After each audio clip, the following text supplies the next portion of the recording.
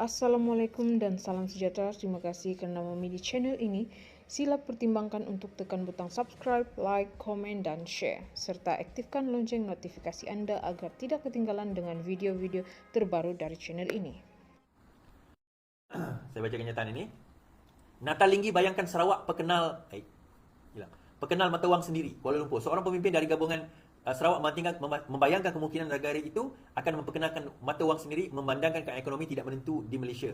Setiausaha Agung Gabungan GPS Datuk Alexander Natalinggi berkata, pengenalan mata wang Sarawak antara langkah boleh dipertimbangkan sekiranya keadaan ekonomi negara dalam keadaan kurang merangsangkan ini berterusan.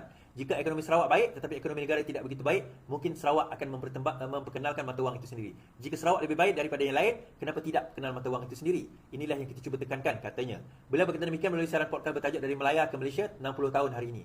Ahli Parlimen Kapit itu bagaimanapun berharap tidak ada pihak yang akan menggelar beliau sebagai pengkhianat sesudah langkah untuk mengenalkan mata wang sendiri untuk Sarawak itu. Tapi saya bercakap dengan serius. Jika kita begitu baik dalam membangun ekonomi kita, maka secara pengiraan ekonomi kita sepatutnya kukuh. Aku geramnya nak pergi tembak dia kan. Baik, kenyataan daripada Abang Jo, Abang Johari bentuk Abang Jo Openg, komentar tentang kenyataan ataupun pendapat berikut pendapat yang dikemukakan oleh Setiausaha Agung PBB tersebut menjawab persoalan ini Sarawak akan tetap guna mata wang ringgit, Abang Jo. Sarawak akan tetap menggunakan mata wang ringgit di sebalik penggunaan mata wang sendiri seperti dibayangkan oleh Menteri Kerja Raya Datuk Alexander Natalinggi. Premier Sarawak Tan Sri Abang Johari berkata carangan yang dibayangkan oleh Natalinggi itu hanyalah pandangan peribadi. Menurutnya ia merupakan isu yang cukup rumit dan memerlukan penelitian khusus. Ia sekadar pandangan peribadi Nanta. Kita sudah ada mata wang Malaysia, jadi kita kena guna itu saja, katanya kepada pemberita. Beliau diminta mengulas mengenai kenyataan Nanta yang membayangkan kemudian Sarawak untuk memperkenalkan mata wang sendiri memandangkan keadaan ekonomi Malaysia yang tidak menentu. Semalam ahli Parlimen KPI itu membayangkan perkara itu dalam podcast Dari Melaya ke Malaysia 60 tahun. Saya nak komen tentang benda ni, tuan-tuan. Saya tak tahu Alexander Natalinggi ni faham ke tidak daripada segi ekonomi dan tata cara ekonomi sebenarnya. Dia faham atau tidak bagaimana ekonomi itu, the mekanisme ataupun kaedah ekonomi itu bergerak itu bagaimana. Saya tak tahu sama ada dia faham atau tidak. Ya, dia Menteri Kerja Raya, tapi tak bermakna dia faham atau fasih berkenaan dengan perkara-perkara ini. Bila kita bercakap tentang nak ubah mata wang sebenarnya, dia tak semudah seperti yang kita sebut. Dan banyak perkara kita ambil contoh. Dia ada orang kata, tapi Singapura boleh buat, Brunei boleh buat sebab dia ada negara dia sendiri, dia ada regulation dia sendiri, dia ada undang-undang dia sendiri. Dia banyak benda yang akhirnya dia akan menjadi complicated, bukan mustahil. Okey, kita ambil contoh, dia ambil contoh jugalah. Kalau kita tengok dekat Britain boleh buat. Kan UK, England dia pakai mata wang pound sterling, kemudian Scottish dia pakai mata wang dia sendiri. Betul, tetapi nilaiannya sama. Kan nilaian dia sama. Dia berbeza kalau dia pakai euro contohnya dengan pound sterling, mungkin nilaian dia berbeza. So kalau dia nak guna mata wang sendiri pun sebab alasan dia adalah ekonomi. Dia kata sebab ekonomi Malaysia katanya tidak stabil. Dia duduk dalam kerajaan tapi dia masih kata tak stabil. Fine. Dia kata tak stabil. Therefore kena guna mata wang sendiri. Isu dia kalau dia nak guna mata wang sendiri daripada segi trading tu bagaimana?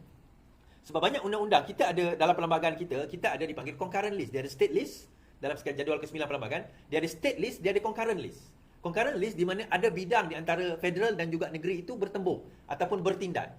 So dalam keadaan itu banyak perkara yang takkan boleh diselesaikan. Pendek cerita benda ni sukar. Bukan kata mustahil. Boleh. Tapi dia akan lebih banyak menyusahkan daripada menyenangkan. Sebenarnya atas kenyataan itu untuk apa? Nak bagi tahu apa? Nak tujuan atas tujuan apa sebenarnya? Nak mengatakan ekonomi negara ini tidak stabil. Kita setuju. Disebabkan oleh apa? Dan kenapa yang kita nak kena bawa ke negara ini ke arah yang lebih stabil? Dan sudah pun menuju ke arah yang lebih stabil. Kita tak stabil kerana antara lain perkara yang dilakukan oleh Perikatan Nasional sebelum ini. Benda yang mereka lakukan menyebabkan negara ini tidak stabil. Sampaikan investor takut untuk nak melabur dalam negara ini. Bagaimana PKP negara kita ditutup. Bagaimana ekonomi kita merudum teruk. Harga barang semakin mahal. Sewaktu Perikatan Nasional memerintah tempoh hari. So kita ambil dalam keadaan ekonomi itu teruk. Kita ambil alih negara ini dalam keadaan ekonomi itu sudah teruk, sudah damage, dan kita perbaiki balik. Ditambah pula dalam keterukan itu, tuan-tuan, mereka sakau duit rakyat. Mereka sakau duit jana wibawa. Mereka sakau bilion ringgit untuk nak merosakkan lagi lebih further negara kita.